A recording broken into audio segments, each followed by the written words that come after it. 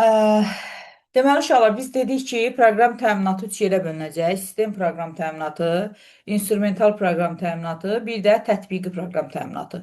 Sistem proqram təminatı səsimə görə biraz üzrlü sayın, biraz nasazlamışam. Sistem proqram təminatı özü iki yerə bölünür. Servis proqram, servisə xidməti də deyirlər. Bir də baza proqram təminatı. Baza proqram təminatının özü əməliyyat sistemlərinə, əməliyyat örtüşlərinə, bir də şəbəkə əməliyyat sistemlərinə ayrılır. Xidmətləri isə utilitlər, kompüterin diaqnostika proqramları, antiviruslar, sonra bunların içərisində arxivləşdirmə, sonra sıxlaşdırma, viruslar və s. bunlar da aiddir. Keçən dərs bunlar haqqında bol-bol danışmışıq. Hətta sistem proqram təminatının qolu olan servis nəyi öyrənir, baza nəyi öyrənir, servis bazaya nə kimi xidmət göstərir, hamısı haqqında bol-bol danışmışıq. İndi isə biz sizə keçəcəyik instrumental proqram təminatı haqqında. Baxaq, gəlib çataq. Mənlə bərabər zəhmət olmasa xətt deyərsiniz sizdə. Gəldik, nəhayət. İnstrumental proqram təminatı. İnstrumental proqram təminatı hər hansı bir proqramların yeni funksiyalarının əlavə edilməsi, informasiya sistemlərinin yaradılması. Deməli, instrumental nədir? Yaratmaq, yeni funksiyalar əlavə etmək yaza bilərsiniz. Yaratmaq, yeni funksiyalar əlavə etmək. Bu sözlər harda varsa, olacaq instrumental proqram təminatında. Daha sonra uşaqlar, gəldik. Biz bu instrumental proqram təminatına harda rast gəlmişdik? İnstrumentala. Brainware-da, yəni alqoritmləşdirmə və proqramlaşdırma. Və o ümumi nədir? Tətbiqi proqram təminatının bu hissəsi də var ki, instrumental proqram təminatının, yəni proqramlaşdırma qolu Brainware-ə aiddir. İndi ad olaraq demişdik ki, 3 dənə hissəyə bölünəcək. Proqramlaşdırma dilləri və sistemləri, proqramlaşdırmanın inteqrallaşdırılmış mühiti, bir də proqram kompleksləri. İndi ilk öncə baxaq görə proqramlaşdırma sistemləri nədir? Proqramlaşdırma dillərində işləməyi təmin edir. Ad olaraq bunu hökmən əzbərləyəcəyik. Daha sonra demişdik ki, proqram dilləri iki yerə bölünəcək. Təbii dil, bir də formal dillər. Təbii dil dilə yaxın olan formallaşdırılmış dillərdən istifadə olunur. Formal dillər proqramlaşdırma dillərdir. Deməli, formal dillər proqramlaşdırma dillərdir. Təbii dillər isə insan dilinə yaxın olan dillərdir. Daha sonra uşaqlar, proqramlaşdırma dilləri iki hissəyə ayrılacaq. Bax, buradan xətt deyirəm. İki hissəyə ayrılacaq. Aşağı səviyyəli dillər, bir də yüksək səviyyəli dillər. Aşağı səviyyəli dillər iki cədələdir. Assemblerdən avtokoddur. Hanı avtokod? Hə, burada var imiş. Assemblerdən avtokoddur. Yüksək səviyyəli dillərə isə digərləri Fortran, Algol, Basic, Pascal, C, C++, C Sharp, PHP, Python, sonra nədir? Ada, Java, C++, Prolog, Lisp, bu kimi Simula, bu kimi proqramlar nümunə göstərə bilərik. Ad olaraq əzbərləyəcəyik. Sonra proqramlaşdırma dilində həddindən artıq çoxdur və bu proqramlar buradan bura qədər əzbər. Sonra uşaqlar, ilk yuxarı səviyyəli proqramlaşdırma dili Fortran adlanır. Proqramlaşdırma dillərində yazılmış proqrama ilkin proqram. Bax, bunu biz alqoritmdə keçmişdik ki, proqramlaşdırma dillərində yazılmış proqrama ilkin proqram deyilir. İlkin proqram maşın dilinə çevrilir, yəni insanın özünün yaratdığını maşın dilinə çevirir, sazlayır və icra edir. Sazlayır və icra edir. Daha sonra deyir ki, kompüterdən maşın dilində çevrilmiş proqrama işçi və ya mütləq proqram deyilir. İşçi və ya mütləq proqram deyilir. İlkin proqramı işçin proqrama çevirmək üçün ilkin proqramı, yəni insanın özünün əli ilə yazdığını maşın dilinə çevirmək üçün translator adlanan çeviricidən istifadə edirlər. Translator sözünün mənası nə oldu? Çevirici. Translatorun özünün iki növü olacaq. İnterpretator, bir də kompilator. İndi baxaq görək bu interpretator nə işləyir? İnterpretator deməli translatorun növüdür. Ha uşaqlar, bax translatorun növüdür. Kompilatorda həmçinin. Translator çevirici idi. Deməli, ilkin dildən maşın dilinə iki formada çevirirlər. Biri interpretatorla, yəni bir-bir təhlil eləyir. Bir-bir. Bir cümləni yazır, təhlil eləyir, səhv yoxdurmu? İkinci cümləyə keçir. Təhlil eləyir, səhv yoxdurmu? Üçüncü cümləyə keçir. Gəldik amma kompilatorlar. Kompilator adı üstündədir. Komple, yəni bütövlükdə tam şəkildə maşın dilinə çevirəcək. Burada başqa cümlələri öyrənməyinizə ehtiyac yoxdur. Deməli, interpretator bir-bir və yaxud da uşaqlar qarşınıza hissə-hissə də çıxa bilər. Interpretator bütövlükdə, bütünlükdə, cəm bu cürdə yolunuza çıxa bilər. Və nəhayət gəldik proqramlaşdırmanın inteqrallaşdırılmış mühiti. Buradan heç nəyə ehtiyacınız yoxdur oxumağa. Heç nəyə ehtiyacınız yoxdur. Bir dənə inteqrallaşdırılmış mühitə aid olan proqramlardan yadınızda saxlayarsınız buradan bura qədər. Sonra gəldi proqram kompleksləri, case texnologiyası, mürəkkəb informasiya sistemlərinin yaradılmasında tətbiq olunur. Əzbər. Daha sonra case texnologiyasılarına aid olan bu bir-iki proqramda yadımızda saxlayacağıq. Bununla da instrumental proqram təminatı bitdi. Uşaqlar, instrumental proqram təminatına dair kimin sualı var? İnstrumental proqram təminatına dair kimin sualı var? Səsiniz gəlmir. Yoxsa mənim səsim getmir sizə? Yoxdur müəllimim. Yoxdur ama benimle buradan sual düşüyor. Necə? Sual düşüyor buradan. Bəs niyə keçirik? Düşməsə niyə keçək? Əlbəttə ki. Yani formatı nəzərdə tuturam. Yəni ki, belə konkret olaraq təcrübə də var ki, hansı tərəfindən və yaxud da ki, nə Bəli, soruşulur deyə. deyək ki, proqramlaşdırma dillərini seçin. Və yaxud da tətbiqi proqram təminatını seçin. Uyğunlaşdır sistem proqramı, tətbiqi proqram, instrumental proqram təminatı. Proqramları qarşılıq verir, deyir uyğunlaşdır.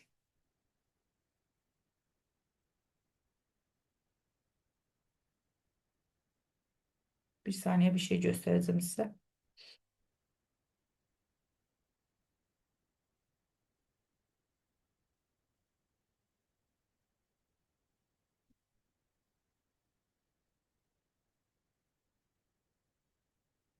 Burada proqram da açsınız adam ürəyin üzrü.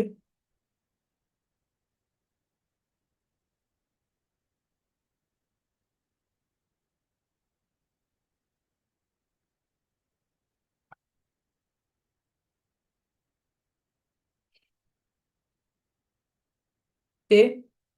Baxın. İndi bir dənə bu 24-ə baxın görüm. Əslində bunu keçmişəm.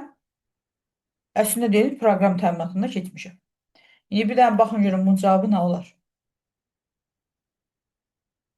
Deyirsiniz, nə tipdə düşər? Onun üçün deyirəm. Uyğunlaşdırma da düşə bilər. Bu cür qapalı sual da düşə bilər. C olar. Nə? C. A mı? A. C variantı. Kim idi C-ni deyən? Mən. Günay. Günay Hüseynova. Bəli, C variantıdır doğru. Arxivləşdirmə proqramlarını keçən dərs demişdik ki, harda zip, rar, arz var, hamısı harada arxivdir. Zip var, getdi, arz var, getdi. Power arxiv də getdi. Cavab qalır 2, 4, 5, 7. Ən azından inqresdən bilərdiniz ki, Olmayanı soruşuyorum. Ben az flash götürmüşüm. Sual Olmayanı yoxdur deyə. soruşuyorum. necə? Səsin sual yoxdur bəs. Çətin sual. 2024-ün sualıdır bu qızım. Məsələn, 25-ci sual keçmişik. Düzdür? Bəli. D Bundan da variantı. çətinləri var. Bundan da çətinləri var. Yolunuza çıxacaq da. Məsəl üçün de, alqoritm bu tipdə və bundan bizim kitabımızda var və keçmişik də, məncə yaza biləcəksiniz. Bunu Ümumiyyətlə imtahana da düşəndə belə düşür də. təbii ki. Onda yaxşıdır. Təbii ki, amma özümüzü həmişə biz yüksəyə hazırlayaq ki, daha yaxşı nəticələr göstərək. Yaxşı uşaqlar, indi isə gəldik tətbiqi proqram təminatına. Proqram təminatının son qoludur. Bununla da proqram təminatını yekunlaşdıracağıq. Tətbiqi proqram təminatı konkret məsələlərin həlli üçün istifadə olunur. Konkret. Məsələn, konkret yazı yazmaq, konkret cədvəllərlə işləmək, verilənlər bazasına işləmək, şəkil çəkmək, tərcümə eləmək, lüğətindən istifadə eləmək, nə bilim, oyun proqramları. konkret bir məsələ üçün istifadə olunacaq. Deməli, tətbiqi proqram təminatı dedi ki, konkret məsələlərin həlli üçündür. Fəaliyyətin müxtəlif sahələrinə aid məsələlərin, müxtəlif sahələrə aid olan məsələlərin həlli üçündür. Yəni, konkret məsələlər. Tətbiqi proqram təminatı 4 yerə bölünəcək. Ümumi təyinatlı, üsul yönümlü, problem yönümlü qlobal kompüter şəbəkələri. Ümumi təyinatlı adı üstündə də universal. Yəni mətn redaktorları, cədvəl redaktorları, qrafik redaktorlar, verilənlər bazası, oyun proqramları, ekspert sistemləri və s. Üsul yönümlü riyazi iqtisadi proqramlar. Riyazi, üsul, sızım. Problem yönümlü. Demişdim, harda problem var? Sənayedə və qeyri-sənaye. Sənaye və qeyri-sənaye sözünü harda gördük olacaq problem yönümlü. Qlobal kompüter şəbəkələri. Qlobal kompüter şəbəkələri. İstifadə edildiyimiz sosial şəbəkələr. Axtarış sistemləri, brauzerlər, elektron postlar. Hamısı hara aid olacaq? Qlobal kompüter şəbəkələri. İndi isə gəlin tətbiqi proqram təminatının ümumi təyinatlısı haqqında biraz danışaq. Deməli, mətn redaktorları. Konkret mətn və sənədlərin hazırlanması üçündür. Konkret dedim. Bax, konkret bunlar üçündür. İçərisində uşaqlar Word olanların 99%, Word, WordPad, WordPerfect, WordStar. Sonra leksika harda var? Mətndə olar. Write, yazmaq harda olar? Mətndə olar. Notepad də deyə də bilmədim. Windows-un standart proqramıdır və mətn redaktorudur. Bunu da əzbərə bilirik. Bir dənə qalır yerdə yazıq AmiPro. Bunu yadımızda saxlayacağıq ki, mətn redaktorudur. Sonra gəldi uşaqlar. Cədvəl redaktorları. Cədvəllərlə işləmək üçündür. Elektron cədvəllərlə işləmək üçündür. MS Excel, Lotus 1, Lotus 2, Lotus 3, Quattro Pro, bir də super kalkulyator. Qrafik redaktorlar. Müxtəlif təsvirlərin, bunları da öyrənin, müxtəlif təsvirlərin, şəkillərin hazırlanması və emal üçün nəzərdə tutulub. Nümunə üçün uşaqlar yadımızda saxlayaq. İçərisində Paint, Photo, Adobe, sonra gəldi Picture olanların 99,9% aid olacaq hara? Qrafik redaktorlar. Məsələn, Paint proqramı uşaqlıqdan tanıyırıq. Adobe Photoshop-u demək olar ki, CorelDRAW, AutoCAD, Adobe Illustrator, Macromedia Freehand. Bir dənə bura Tux Paint yoxdur, gözüm görmür. Bəlkə də var, mən görmürəm. Tux Paint. TuxPaint. Belə bir proqram var. Bu da qrafik redaktorlara aiddir.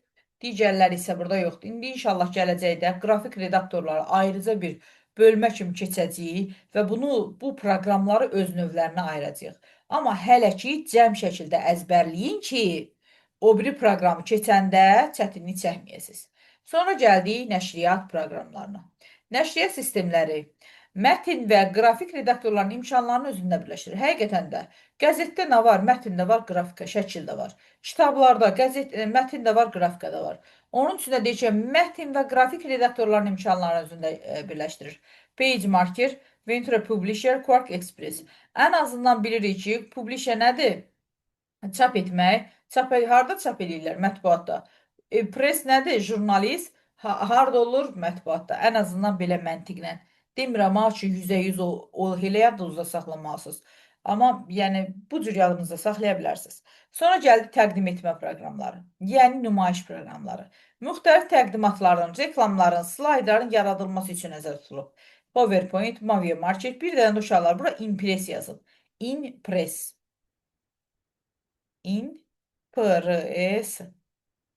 Open Office Impress. Belə bir proqram var ki, bu da təqdim etmə proqramıdır. Daha sonra gəldik verilənlər bazası idarə etmə sistemləri. Impress sözünü ola bilər yazılışın səhv yazaram. Amma bilin ki, Impress belədir də. Open Microsoft şirkətinin məhsuludur özdə. Verilənlər bazası. Bu proqramlar verilənlər bazasının yaradılması, idarə edilməsi, emal üçün nəzərdə tutulub.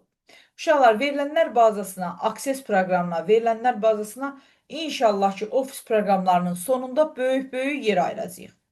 Gələk nümunə üçün Access, SQL Server, sonra MySQL, Ingress, Ingress verilənlər bazası, Impress amma Impress təqdim etmə proqramıdır. Progress, Products, Database, Clipper və s. kimi proqramlar var ki, hansı ki, Bunlar nədir? Verilənlər bazasına aiddir. Proqramların adları əzbər. Gəldik tərcümə və lüğət proqramlarına.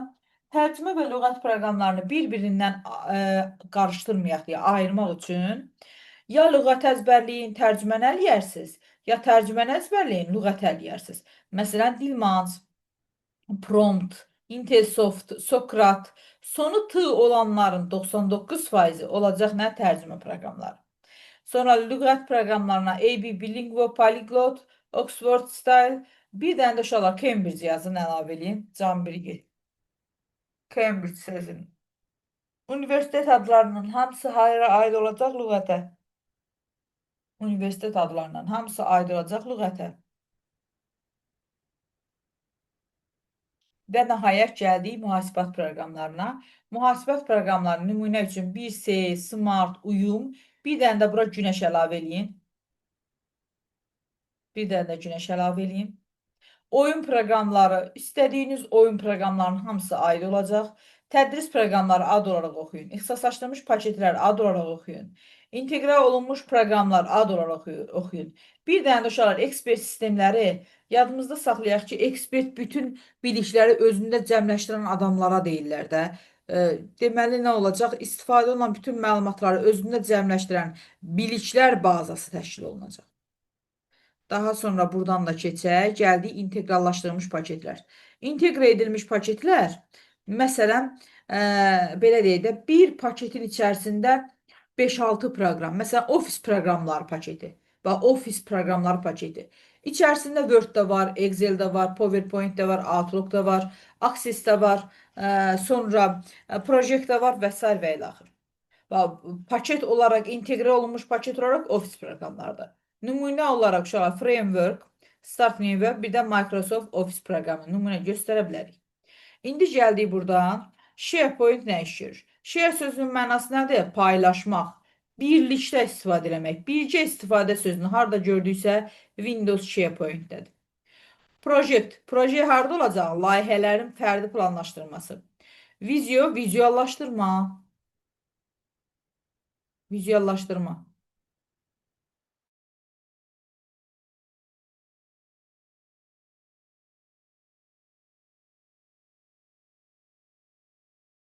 Daha sonra gəldik, bununla da ümumi təyinatını bitirdik. Gəldik üsul yönümlü. Üsul yönümlüdə dedim ki, üsul yönümlü riyazi iqtisadi məsələlərin həlli üçün istifadə olunur. Riyazi varsa deməli matematika, M-A-T-H bu cür. O M-A-T-H ilə başlayan proqramların uşaqlar 99%. Baxın, MATCAD, MATLAB, sonra Maple, matematika, statistika, Simplex, Tiki-Solver bu kimi proqramların hamısına aid olacaq üsul yönümlü proqram paketlərinə. Və nəhayət gəldik çatdıq problem yönümlüyə. Problem yönümlüdə dedik sənaye və qeyri-sənaye. Bununla da bu işi bağladıq. Gəldik çatdıq sonuncu qlobal kompüter şəbəkələrinə. Uşaqlar, var brauzerlər, var elektron poçtlar, bir də var sosial şəbəkələr. Qlobal kompüter şəbəkələri, brauzerlər, naviqasiya və brauzer proqramı, Netscape navigator, Microsoft Internet Explorer, bax, Internet Explorer. O vaxtlar var idi, uşaqlar, internetə girəndə belə E hərfi gəlirdi, göyrəkdə. Bax, Internet Explorer o idi. İndi artıq Edge onu işlədir. Haradaydı PDF-imiz? Aha. Bura bir dənə də Edge yazarsınız. Opera, Safari, Google Chrome, Mosaic, Maxstone bu kimi proqramların hamısı nəhər aid olacaq brauzerlərə və bunu əzbərləyin. Əzbərləyin siz. Ona görə əzbərləyin ki, inşallah ki, kompüter şəbəkələri dərsini keçəndə artıq biləcəksiniz də, həm də ki, imtahanınıza düşəcək. İmtahanınıza düşəcək. Gəldik elektron poçt.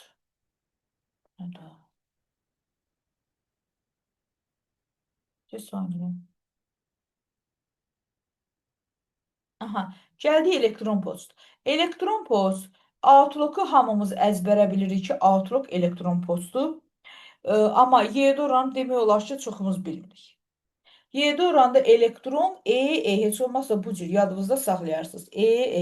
Elektron, doğru. Və uşaqlar, bunlarla bərabər dedim ki, axtarış sistemləri də. Məsələn, Google özü axtarış sistemidir. Google bir axtarış sistemidirsə, sonra deməli nə olacaq? Bu özü bir qlobal kompüter şəbəkəsinə aid olmuş olacaq. Sonra gəldi Google Chrome, deməli brauzerdir. Google axtarış sistemidir. Google++ isə uşaqlar aid olacaq sosial şəbəkəyə. Sosial şəbəkəyə, o Snapchat kimi bir şeydir. Və nəhayət gəldi uşaqlar, bu son olaraq sizə konspekt şəklində yığıblar bunu. Sistem proqram təminatı. Sistem proqram təminatı dediyi iki yerə bölünəcək. Bazaya, servisə. Bazanın içərisində oldu əməliyyat sistemi, əməliyyat örtüyü, bir də şəbəkə əməliyyat sistemi. Əməliyyat sisteminin əməliyyat sisteminə aid olan bax proqramları burada qəşəng yazıblar. Əməliyyat örtüyünə aid olan proqramları burada gözəl yazıblar. Windows 1.0 bunlar yoxdur deyəsən burada. Hə, görmürəm. Uşaqlar Windows 3.1, Windows 3.11 bunlar da örtü proqramıdır. Bir dənə gözləyib mən onun sizə başqa bir PDF-də göstərim. Onu da götürün ora qoyun. Bir saniyə səbirli olun.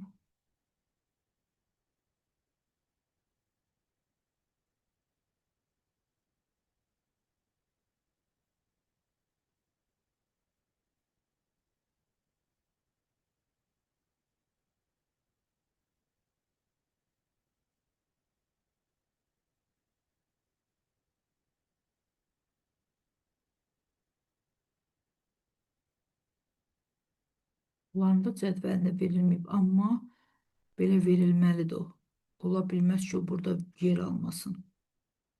Bir saniyə mən baxım. Hə, baxın uşaqlar. Bax bunudur. Görə bilirsiniz. Microsoft tərəfindən hazırlanmış Windows 1.0, 2.0, 3.0, 3.1, 3.11. Bax bunlar da nədir? Örtük proqramlardır. Bax bunu da yadınızda saxlayarsınız. Bunu da yadınızda saxlayarsınız. Daha sonra qayıdıram. Gəldik burada şəbəkə proqram təminatı. Bunların adları əzbər verilib. Sonra sistemin servis qolu. Kompüterin iş qabiliyyətinin diaqnostikası, antiviruslar, sonra viruslar, yaşayış mühitinə görə, destruktiv imkanlarına görə, yaşayış mühitinin yoluxdurma üsullarına görə, alqoritmik xüsusiyyətinə görə maşallah hər şeyi də veriblər. Baxın burada. Sonra bir də standart proqramları da baxın, bu şəkillər. Buradan da keçdik, gəldik bugün keçdiyimiz instrumental proqram təminatına. Hansılar hansına aiddir? Demək olar, hamısı bir-birinə aiddir. Ad olaraq bir dənəsini öyrənin və bir dənə deyəndə, yəni məsələn buradan bura qədər əzbərləyin, digərlərinə ehtiyac yoxdur. Gəldik tətbiqi proqram təminatı. Tətbiqi proqram təminatı 4 yerə bölünmüşdür. Ümumi, üsul, problem, bir də qlobal. Ümuminin içərisində mətn redaktorları, cədvəl, qrafik, saydıqlarımızın hamısını bax burada göstərib.